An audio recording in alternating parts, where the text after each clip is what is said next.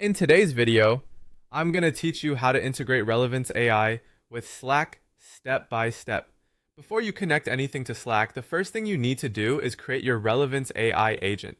Start by logging into Relevance AI, then go to the Agent section and click Create Agent. From there, you'll configure the basics of the agent, including its name, instructions, knowledge sources, and any tools or actions it should use. For example, you might create something like a team knowledge assistant. Once that setup is done, make sure to test the agent first so you know it's working properly before bringing it into Slack. Next, set up the agent's knowledge base. This is what allows the agent to answer questions using information that's actually relevant to your organization. You can connect resources like Google Drive, Notion, PDFs, internal documentation, databases, websites, or CRM systems. The more accurately this is set up, the more useful your Slack integration will be, because the agent will be pulling from the right sources. After that, open the settings for your agent and go to the integrations or channels section. In the list of available integrations, choose Slack. Then click Connect Slack, sign into your Slack account, choose the workspace you want to use, review the requested permissions, and click Allow. This gives Relevance AI the access it needs to communicate inside your Slack workspace.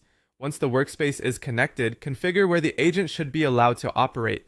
Depending on your setup, this may include direct messages, specific channels, private channels, if they're authorized, or even a broader workspace-wide deployment. Choose the locations that make the most sense for your use case. Then decide how users should trigger the agent. You can allow direct messages for private one-on-one chats, mentions so users can call the agent into a conversation, or channel monitoring so it can respond automatically in selected channels. After that, choose the response behavior. You may want replies in threads directly in the channel, through direct messages, or with a mention to the requesting user. In many cases, threaded replies are the cleanest option because they keep channel discussions organized. Now test the integration in Slack by sending a message to the agent and confirming that it responds correctly and pulls from the intended knowledge sources.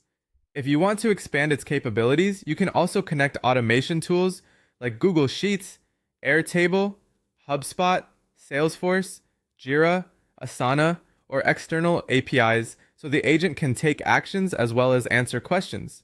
Finally, once everything is working, enable the Slack integration fully, monitor conversations, refine the agent's instructions as needed, keep knowledge sources updated, and review usage and performance over time. That